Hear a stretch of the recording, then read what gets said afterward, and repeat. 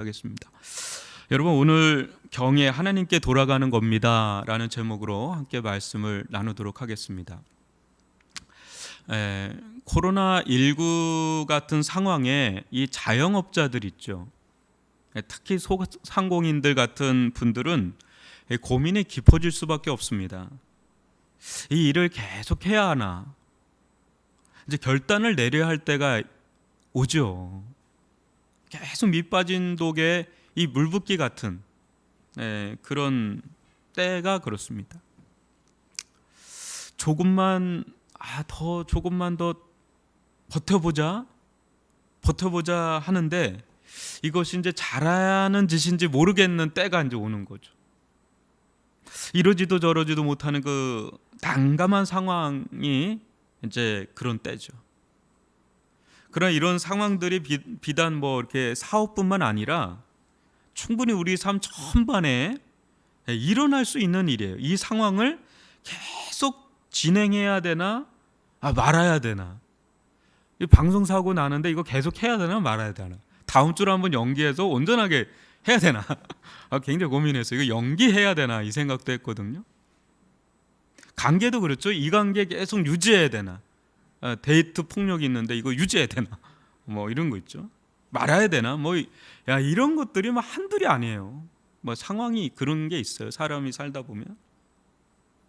근데 하나님과 이스라엘 관계도 그런 관계가 아닐까 싶어요. 우리가 쭉 살펴봤지만 특히 하나님 편에서 그런 거죠. 이스라엘 백성에게 계속 하나님의 사자를 보내야 할까 말아야 할까? 말씀을 계속 전해야 할까 말아야 할까? 하나님 편에서 이제 선택해야 되는 기로선상에 놓여 있는 것 같을 수 있죠. 왜 그렇죠? 밑빠진 독에 물붓기 같은 거죠. 도저히 말씀을 듣지 않는 이들을 향해서 언제까지 전해야 할까? 여기서 정리하는 것이 낫지 않을까? 도저히 변화되지 않는 이들을 향해서 언제까지 전해야 할까? 하나님 편에서 고심되지 않을까요? 않았을까? 이제 우리들은 이제 그렇다는 거죠. 우리들의 마음으로는 그렇지 않을까? 여러분들 인내가 언제까지 되겠어요? 그죠? 그런데 성경을 보면 하나님은 우리와 다르세요. 예레미야 44장 4절로 6절을 보면 두렵습니다. 이게 고쳐졌을지 한번 볼까요? 예, 이겁니다.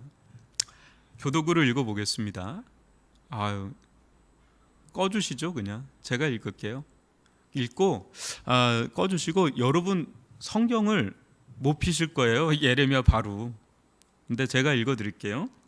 내가 나의 모든 종 선지자들을 너에게 보내되 끊임없이 보내어 이르기를 너희는 내가 미워하는 이 가증한 일을 행하지 말라 하였으나 그들이 듣지 아니하며 귀를 기울이지 아니하고 다른 신들에게 여전히 분향하여 그들의 악에서 돌이키지 아니하였으므로 나의 분과 나의 노염을 쏟아서 유다 성읍들과 예루살렘 거리를 불살랐더니 그것들이 오늘과 같이 폐허와 황무지가 되었느니라. 끊임없이 보냈다는 거예요. 예레미야 44장 4절에서 6절 보면 특히 44장 4절이 그래요. 하나님은 관계를 쉽게 정리하지 않으십니다. 우리 같으면 벌써 정리하고도 남았을 텐데 무슨 미련이 있으신 건지 끊임없이 되지도 않는 일을 행하십니다. 몇 달 전에 20년 동안 아프가니스탄에 주둔했던 그 미군이 철수했죠. 이를 놓고 세계가 여전히 시끌합니다. 미국이 20년 동안 아프가니스탄에 쏟아부은 그 돈만 해도 BBC 뉴스를 보니까 모든 요소를 고려할 때 대략 2조 달러라 그래요. 이게 하나로 2경 4천조 원입니다. 이제 상상할 수 없는 천문학적인 거죠. 이제 이걸 현재 가치로 이걸 전환을 하면 그 아프가니스탄에 3,800만 명이 있대요, 인구가. 그 인구가 아무 일을 안 하고도 117년을 살 수 있는 그 국민소득에, 현재 국민소득에 준해서 엄청난 거죠. 엄청난 거죠. 여기에 미국과 아프간 군인과 민간인들이 17만 명이 죽었다 그래요. 이쯤 하면 이제 미국 철수가 이해도 되는 거예요. 상상할 수 없는 손해가 일어난 것이죠. 계속 해야 되나? 말아야 되나? 바이든이 정리한 거죠. 그냥. 이제 손 떼자. 그러나 하나님은 이보다 더 말이 안 되는 일을 행하셨죠. 끊임없이 하나님의 사자들을 통해 말씀을 주시다가 그것도 안 되니까 이제 마침내 독생자 예수 그리스도마저 이 세상에 보내십니다. 엄청난 출혈이죠. 마지막이죠. 결과는 참담했죠. 십자가에 못 박아 죽여버리는. 이렇게 말도 안 되는 짓을 해놓고도 세상은 여전히 하나님을 거부합니다. 싫어합니다. 멸시합니다. 무시합니다. 부정합니다. 믿는 자들 또한 어떻습니까? 예수의 죽음이 무색할이 많지 하나님을 경외하면서 떠나기가 일수일 때가 얼마나 많습니까? 다른 사람 볼 것도 없고요. 내 자신만 봐도 하나님께서 이렇게 계속 나에게 무슨 소망이라도 있는 듯 이렇게 여기시는 것이 맞나? 늘 넘어지고 계속 하나님께서 나에게 이렇게 쏟아부을 만한 사람인가? 밑빠진 독에 물 붓기 같은 거 아닌가 싶을 때가 한두 번이 아닐 거예요. 절망해요. 내가 더 절망스럽죠. 어느 때. 우리 편에 서야 은혜죠. 근데 하나님 편에서 보면 그냥 이 세상이나 믿는 자들 가운데 신실하지 않은 자들 있죠. 그냥 싹 다 정리하는 것이 낫지 않느냐는 거. 어느 선에서는. 나올 것도 없고요. 변화될 것도 없고 그냥 그저 그렇게 살다가 죽을 인생들에게 이렇게 엄청난 힘을 은혜를 쏟아부을 필요가 있나라는 거죠. 그런데 하나님은 무슨 영문인지 계속해서 끊임없이 소망의 끈을 놓지 않고 은혜의 손길을 내미십니다. 그러나 이스라엘은, 세상은, 우리는 끊임없이 하나님의 손길을 거절하고 밀어내고 거절하고 거부하고 이 패턴이 계속 이루어지는. 다시 한번 여러분 7절 계속 말라기 3장 7절은 펴놓으세요. 여러분 다른 거 제가 읽어드릴게요. 꼼뻑 안 그러네. 한번 읽어보겠습니다. 시작. 만군의 여호와가 이르노라 너희 조상들의 날로부터 너희가 나의 규례를 떠나 지키지 아니하였도다. 그런즉 내게로 돌아오라. 그리하면 나도 너희에게로 돌아가리라 하였더니 너희가 이르기를 우리가 어떻게 하여야 돌아가리까 하는도다. 아멘. 하나님은 7절 전반절에서 이스라엘 백성이 지금만 그런 것이 아니었음을 알립니다. 아주 고질적인 만성질환처럼 조상 때부터 이러했다는 거죠. 이거 쉽지 않은 일 아니에요? 사람이 변함없이 어떤 일을 꾸준히 한다는 거. 여러분 그거 대단한 일입니다. 아내가 꾸준하게 아침밥을 차려주는 거 대단한 겁니다.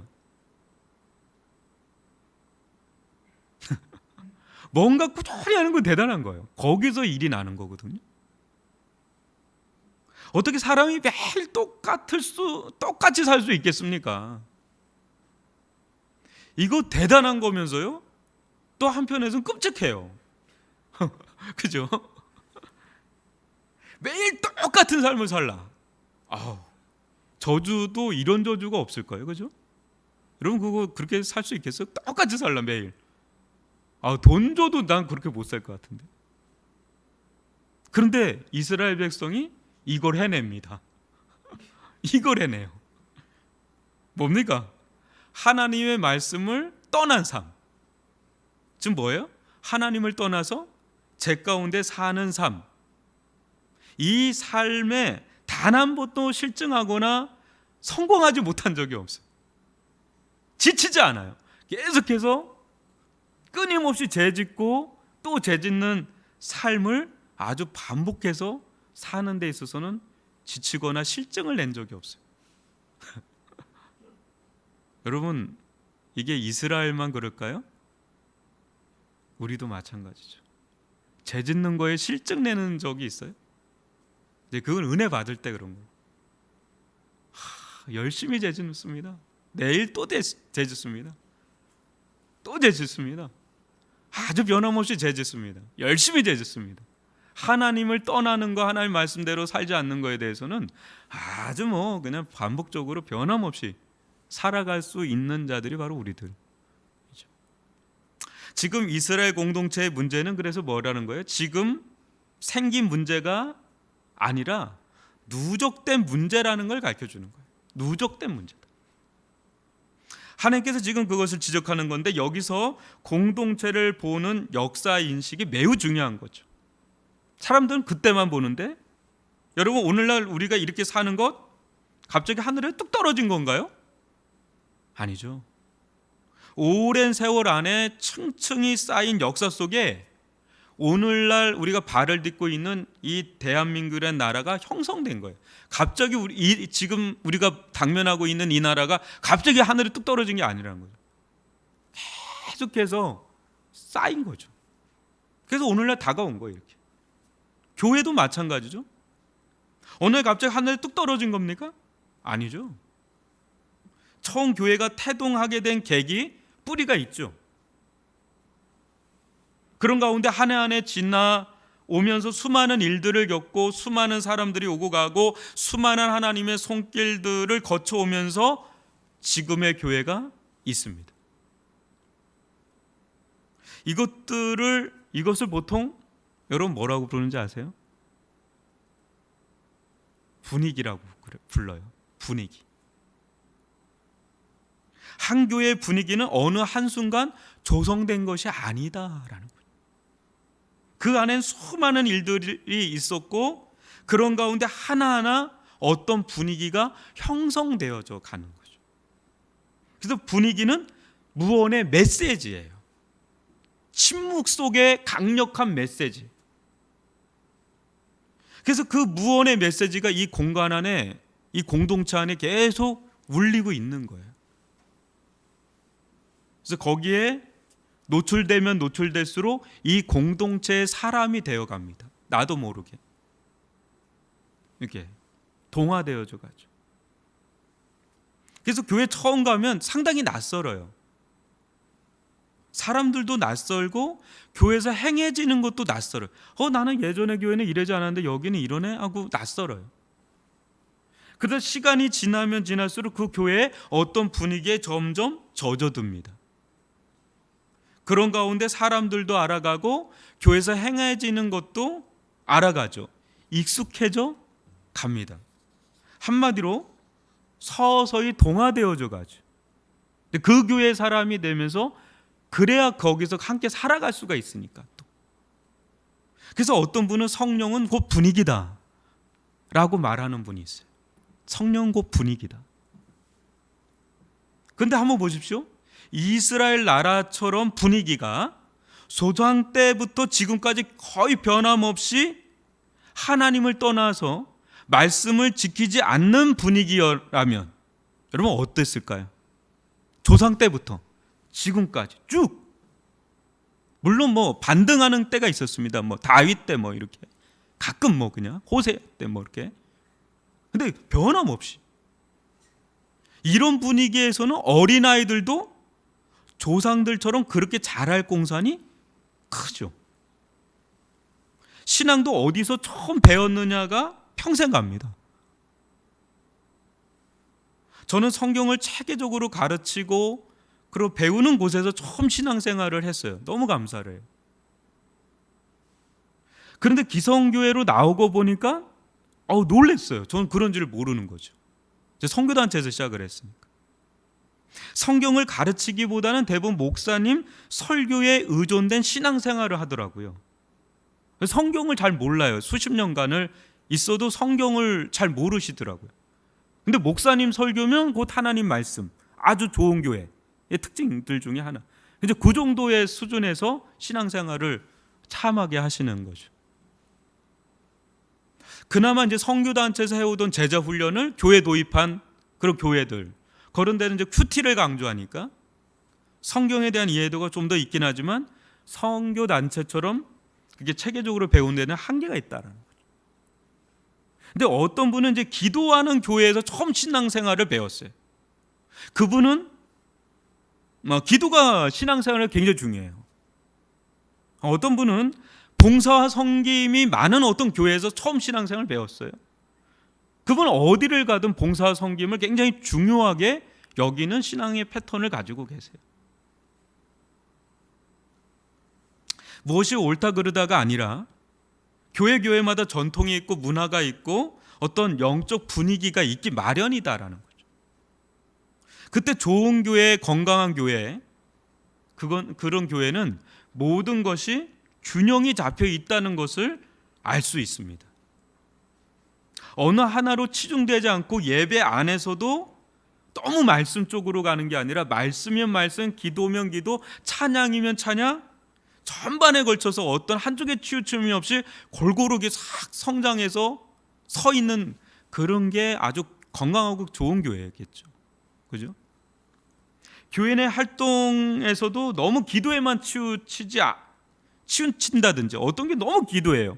또 어떤 데는 전도 선교에 아주 꽂혀 있는, 아니면 봉사라든지 대사회적 섬김 거기에 막 꽂혀 있다든지, 아니면 말씀에 너무 치우쳐져 있다든지 하는 것이 아니라 골고루 중심을 잡고 균형 있게 자라가는 그 교회가 건강하고 좋은 교회예요.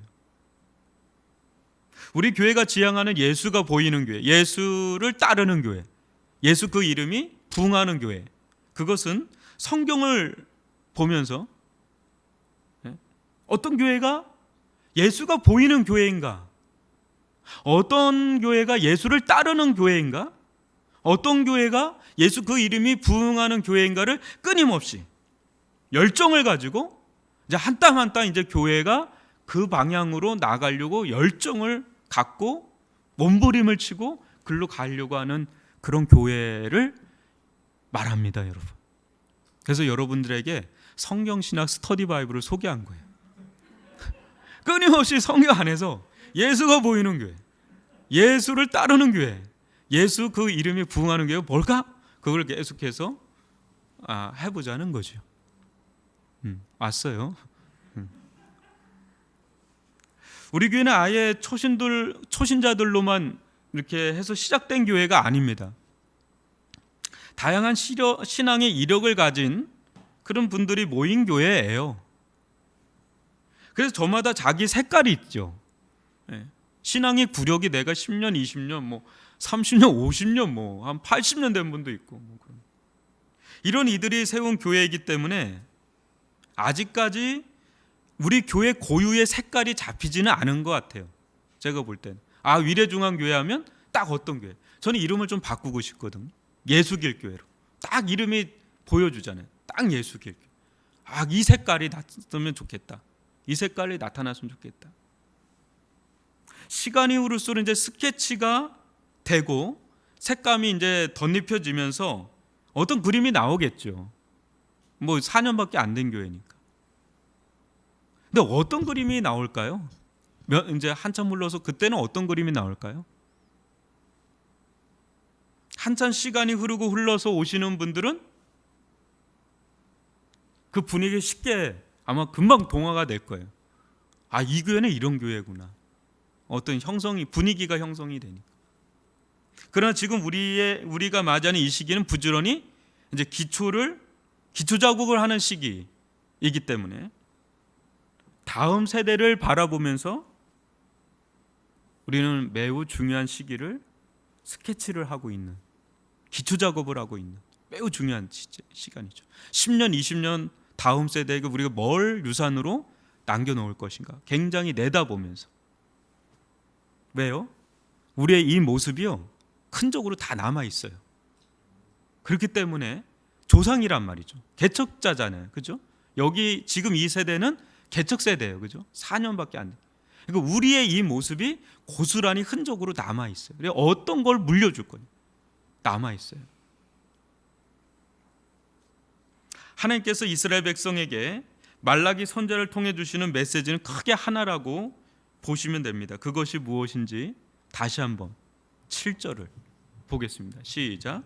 만군의 여호와가 이르노라 너희 조상들의 날로부터 너희가 나의 규례를 떠나 지키지 아니하였도다. 그런즉 내게로 돌아오라. 그리하면 나도 너희에게로 돌아가리라 하였더니 너희가 이르기를 우리가 어떻게 하여야 돌아가리까 하는도다. 아멘. 무엇입니까? 찬양 마지막 곡이었죠.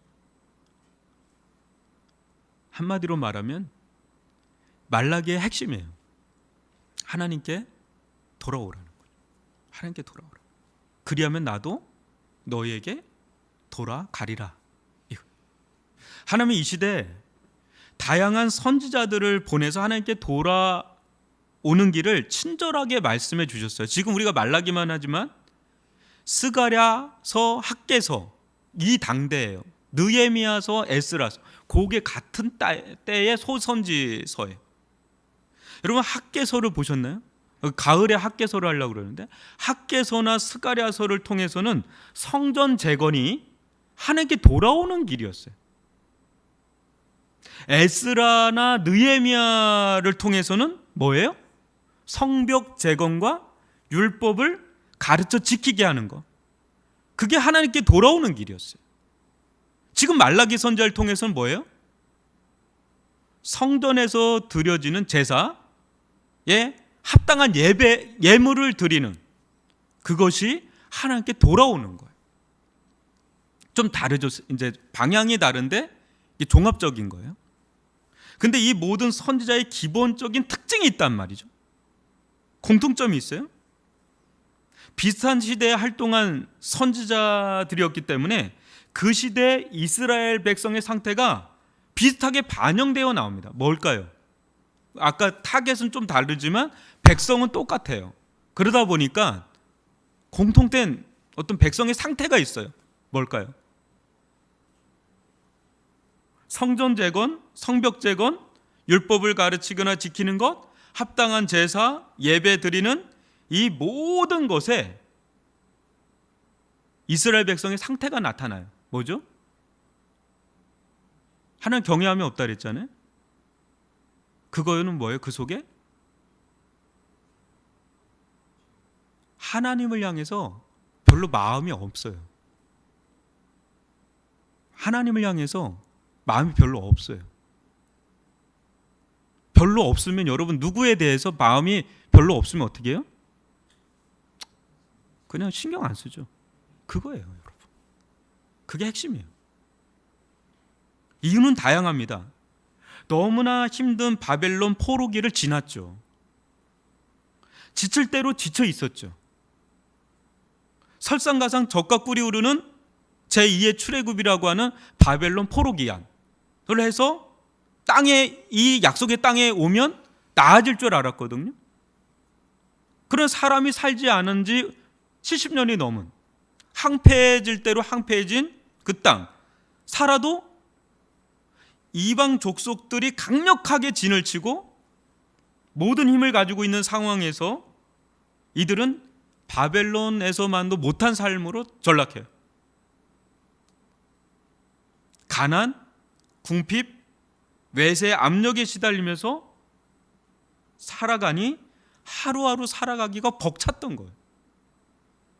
그런 상황에서 엄청난 비용이 드는 성전을 재건하라, 성벽을 재건하라, 합당한 예배와 예물을 드려라. 그 여력이 있었겠느냐 말이죠. 생각을 해보세요. 진짜로 엄청난 비용이거든요. 여력이 있었겠어요, 없었겠어요? 여력 없죠. 그게 아까 말한 그 말씀들 읽으면 다 그게 나오는 거죠. 그러니 여호와 신앙을 버린 건 아닙니다. 그렇다고 여호와 하나님을 온전히 섬긴 것도 아닌 꼴이 자꾸 일어나는 거예요. 반복적으로.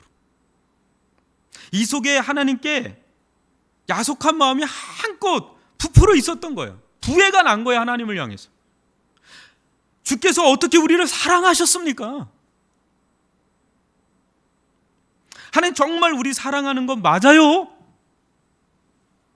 아니 우리가 하나님께 이 상황에서 못한 것이 무엇입니까? 우리가 어떻게 하나님의 이름을 멸시하였단 말입니까? 더럽혔단 말입니까? 이 찢어지게 어려운 상황에서도 애써드렸는데 왜 이러시는 것입니까? 해도 너무한 거 아닙니까? 하나님께서 우리에게 해준 것이 뭡니까? 라는 거죠. 우리도 할 만큼 했단 말이에요. 제가 지금 누구한테 이렇게 소리를 치고 있는 거예요?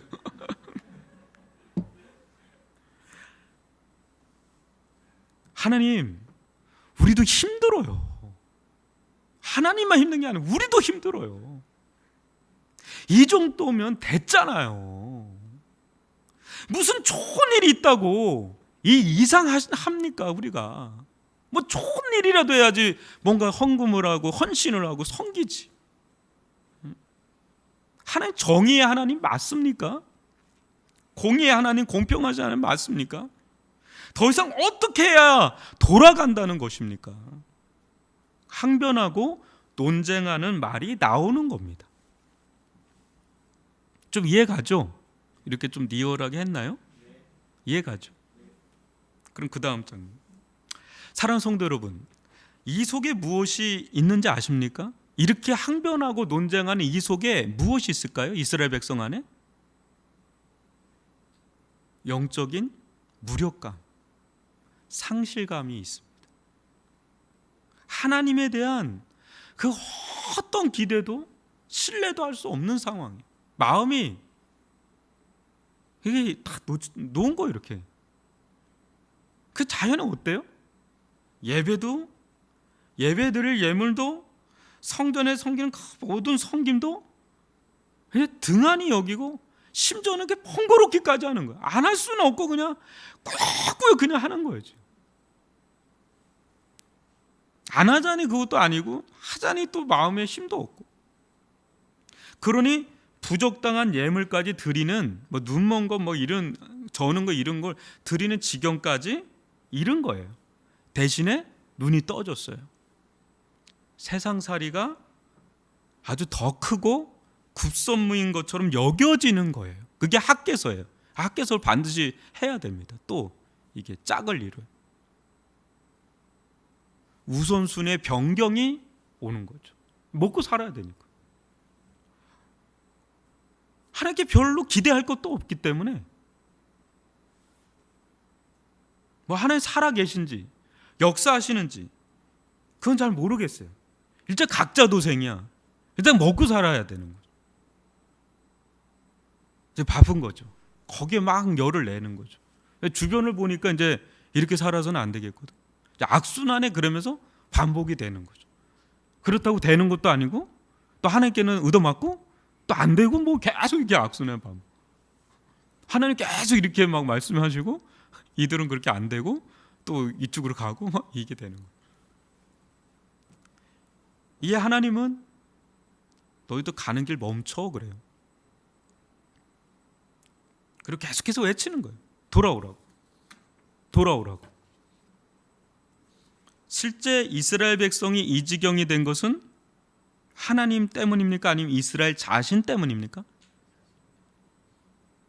조상 때부터 하나님의 말씀을 떠나 우상 숭배의 길을 그것 때문에 이 지경이 된 것인데 이를 하나님께 탓하면서 원망, 불평, 불만을 쏟아낸들 뭐 그게 무슨 답이 되겠어요?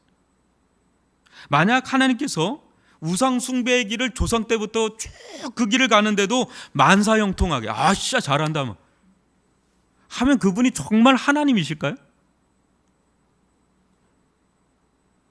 지금 이스라엘 백성은 어떤 하나님을 계속 만나고 있는 거냐면 공의의 하나님만 계속 만나는 거예요. 심판의 하나님만을 계속 만나는 거예요. 죽을 것 같은 거 그러니까. 그러면 회개해야 되는데 더 어긋나, 더 부해가 나. 계속 악순환이 반복이 되는 거죠. 근데 이들이 하나님께로 돌아오면 다른 얼굴로 하나님을 만나요. 어떤 얼굴로요? 자비의 하나님, 권능의 하나님, 은혜의 하나님.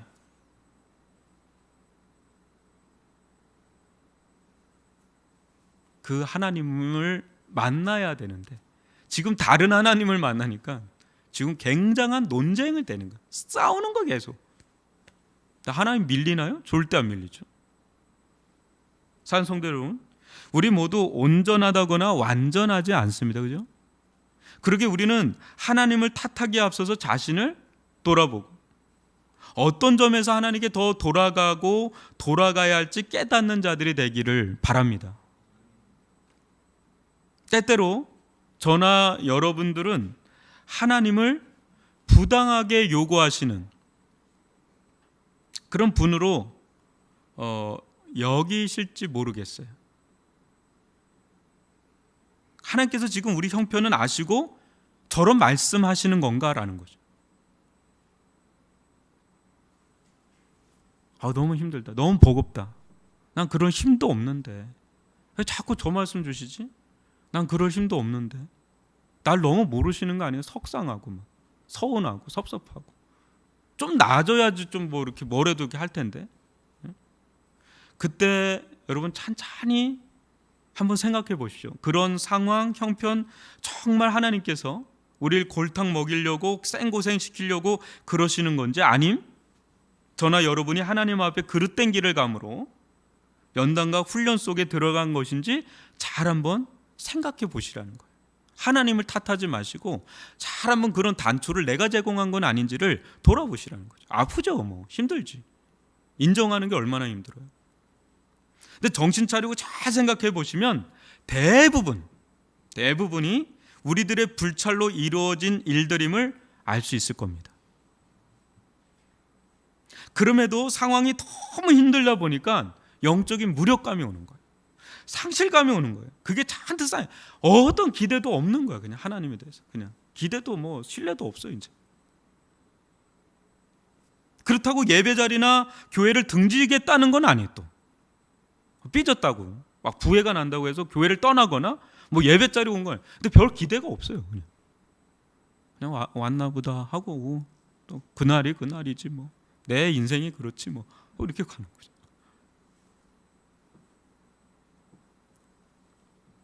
피곤하고요. 심지어 번거로워요. 이젠 귀찮다. 예배 오는 것도. 요새 잘 됐네. 영상 있네. 영상 보면 되지. 그것도 이제 처음에는 잘 보다가 뭐 전화 오면 그거 받다가 막 열내서 막 하다가 아이고 내가 한 시간 괜찮네. 이게 남아있지? 하고 또 그냥 누워서 이렇게 보다가 또 자고. 이 정도면 됐지 뭐. 이 정도면 됐지 뭐. 그런데 세상이 더 크게 보이고 하루하루 정신없이 살아가기에 여념이 없이 막 흘러가는 거죠. 그러나 하나님은 여러분 독생자 예수를 내어주시기까지 사랑하셨잖아요. 사랑하시거든요. 우리 형편 상황 다 아시거든요. 모르는 바 아니거든요. 근데 절대 놓치지 않는 것이 하나가 있어요. 아시는 거예요. 모르는 바가 아니라 이스라엘 백성 훤히 아세요. 처지가 어떤지. 근데 절대 놓치지 않는 게 하나 있어요. 그것은 뭐겠어요? 하나님의 하나님 되심입니다. 하나님은 하나님의 하나님 되심을 놓치시면서까지 우리에게 맞춰주시는 분이 아니에요. 그거는 사랑이 있으세요. 우리 형편을 아시지만 절대 자기를 부정할 수가 없어. 하나님의 하나님 되심, 그것까지 놓치면서까지 우리에게 맞춰주지는 않는다는 거죠. 그게 우상이지. 그러면 하나님 아니지. 하나님께 돌아가는 길을 가면 안 될 것 같고 죽을 것 같아도 여러분 그 길이 살 길인 줄 믿습니다. 그 길이 생명과 평안을 가져다주는 길인 줄 믿습니다. 하나님은 우리가 하나님께로 돌아온 데 있어서 절대 지지 않습니다. 다른 거는 지는데 그런 건 지지 않습니다. 끝까지 씨름하실 거예요. 끝까지 씨름하실 거예요. 너 언제까지 돌아오는지 나는 절대 여기서 지지 않아. 그래서 끊임없이 네가 이기나 내가 이기나 하는데 하나님은 승리할 때까지. 하나님 즐기세요. 여러분들도 즐기지만 하나님 더 즐기세요. 이스라엘 백성 얼마나 즐깁니까? 그죠? 조상 때부터 하나님 더 끈질겨. 그래 하나님 이기세요. 하나님과 싸우는 길은 여러분 하나님께 돌아가는 길보다 더 힘든 길을 택하는 거예요. 하나님과 싸우지 마세요. 그러면 잘못하면 죽어요. 빨리 하나님과 싸우는 길에서는 제가 아침에 그랬잖아요. 지는 게 뭐라고요? 이기는 것이다. 하나님 말씀에 지는 게 뭐라고요? 이기는 길이다. 하나님 말씀에 죽는 게 사는 길이다. 빨리 항복 선언하시고 돌아오세요. 하나님께 돌아오는 게 힘들어요, 여러분. 뭐 하나하나 다 개혁해야 되니까. 그 힘든 길을 택하겠어요? 아니면 하나님과 싸워서 힘든 길을 택하겠어요? 두 개 다 힘들어. 근데 여기를 택할게요? 여기를 택할 거예요? 여러분이 결정하세요. 하나님께 돌아가는 길 쉽지 않아요. 여러분 보시면 알지만 이번 5일 동안 했지만 여러분 예배하는 자세 제가 하나하나 조목조목 얘기를 해볼까요? 여러분 못 건들걸요? 대번에 여기서 뭐가 걸릴 거예요. 안 변화돼. 그럼 여러분들이 힘들어. 하나님께로 돌아오는 것도 힘든데 이렇게 사는 것도 힘들어. 근데 어떤 길로 가는 게 더 나을까요? 하나님께 돌아오는 힘듦을 택하는 게 여러분 100번, 1000번, 10,000번이 나요. 한 가지만 얘기할까요? 예배 시간 10분 일찍 오는 것만 해보세요. 그거 하나만 해도 굉장히 걸리적거려요. 근데 그거 하나만 일단 해보셔도 변화가 일어날 거예요. 새해에는. 좀 더 나갈까요? 온전한 주일 청소 하십니까, 여러분? 그날은 주의 날이잖아요. 주님의 날이잖아요. 여러분 거 아니거든요. 온전한 주일 청소 쉬울까요, 어려울까요? 어떤 사람은 그건 일도 아니거든요. 근데 어떤 사람은 무지하게 힘들어요. 근데 한번 해보십시오. 그게 얼마나 큰 은혜의 세계가 열리는지를. 여러분 11조 해보셨어요? 쉬워요, 어려워요? 어렵죠? 근데 여러분 부동산 해가지고 올라간 가격은 11조 하시나요? 그거 쉽지 않을걸요? 11조에 대해서 굉장히 주파나를 두드릴 겁니다. 어디까지일까? 하면서 요거죠. 이거 어디까지일까? 요거 하면서 색은 너무 많은데 폭탄처럼 떨어지는데 그런 거 하나하나 얘기하잖아요. 여러분 못 견딜 거예요. 근데 그렇게 돌아오잖아요. 놀라운 일이 일어날 거예요. 근데 그러지 않으면 어디서 다 하나님은 걷어가세요. 알아서 걷어가세요. 병으로든 뭐 자녀 문제도 다 걷어가세요. 그래놓고 하나님 뭐 너무 없어요. 왜 없어? 그 자기 모르는 거야. 그 뭔 일을 했는지를 모르는 거죠. 구체적인 삶에서 여러분 돌이키십시오. 어려워요. 근데 사는 길이에요. 그렇게 어려운 게 더 나아요. 하나님께 돌아가. 근데 하나님과 싸워서 어려운 건 답도 없어. 그래서 자기 맨몸으로 그걸 맞아야 돼. 빨리 돌이키세요. 빨리 정신 차리고 엄청난 수업료를 내면서 아직도 정신 못 차리는 그런 백성들이 부지기수해요. 정신 바짝 차려야 되는 거죠. 그러면 하나님께서도 우리 인생 가운데 돌아오십니다. 돌아오세요. 다른 얼굴로 돌아오세요. 진노하거나 심판하거나 막 연단과 그런 얼굴로 아니고 인자와 자비로 권능과 능력의 옷을 덧입힘으로 그런 얼굴 돌아오세요.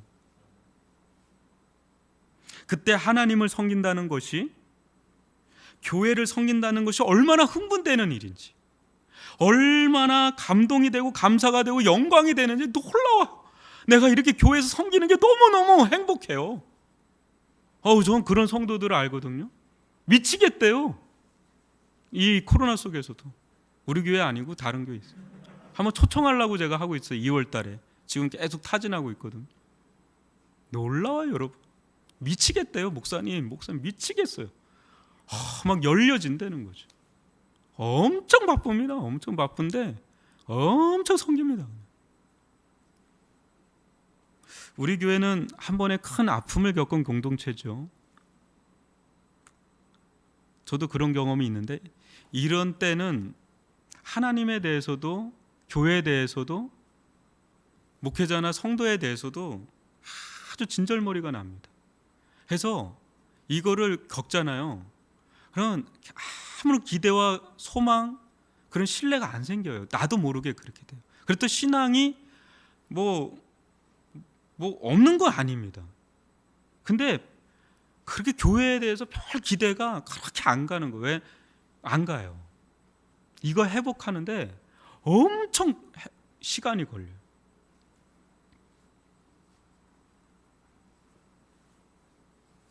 게다가 좋은 일이 별로 안 일어나거든요, 삶 속에. 뭐 좋은 일에도 일어나야 되는데 그것도 안 일어나지. 은혜는 뚝 떨어졌지. 지쳐는 있지, 피곤하지, 번거롭지 막. 그렇다고 뭐 예배나 뭐 기본적인 섬김을 안 하는 건 아닌데, 그렇다고 막 옛날 같이 막 열렬하게 뜨겁게 막 그런 마음도 이제 없어. 너무 큰 그런 상처들, 아픔들. 그러면서 뭔가 삶에서 계속 문제는 또 터져. 그러니까 그거 땜빵 하는데 정신이 없는 거예요. 뭔가 계속 문제는 터지고.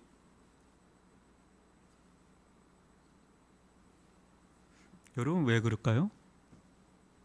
하나님께서 그 깊은 내막으로 들어가면 하나님 앞에 걸려있는 문제가 있는 거예요. 하나님께 돌아와야 되는 부분이 있는 거예요. 우리 모두. 저는 그걸 한번 깊이 경험한 적이 있어서 미리 얘기를 하는 겁니다. 수십 년이 지났지만 아직도 그게 상처 아닌 상처로 남아있거든요. 회복하는데 엄청 오래 걸리다. 하나님께 돌아오라는 거죠. 끊임없이. 너희가 하나님 앞에서, 내 앞에서 어떤 자인지를 계속해서 돌아오라고 사인을 주시는데, 돌아오잖아요. 하나님 이제 그걸 깨닫게 하는 때가 오죠.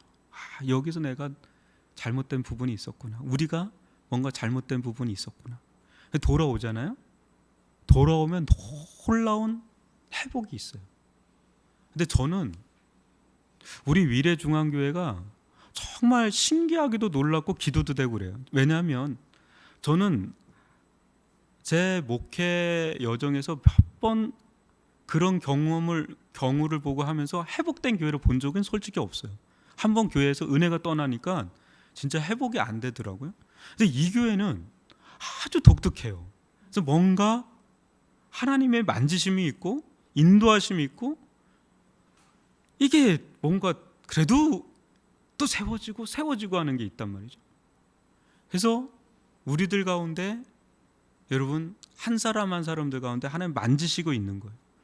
연단하시고 표백 깨끗게 하시고 뭔가 하고 계시는 거죠. 여기서 끊임없이 주의 사자를 통해서 말씀을 주시고 돌아오라고. 그게 사는 길이라고. 너희들 형편 안다. 아는데 거기 맞춰줄 수는 없어. 돌아와. 예배 온전히 드려. 온전히 하나님을 경외하는 길로 나와. 힘들 거야. 근데 나와. 그러면 내가 돌아갈 거야. 내가 회복될 거야.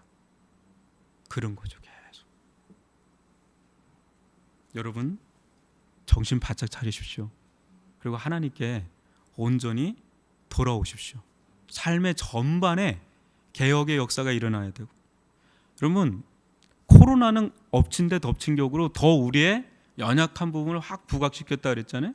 그러니까 진짜 지금은 바짝 정신 차리고 전반에 걸쳐서 완전한 갱신과 개혁의 변화 역사로 돌아와야 돼요.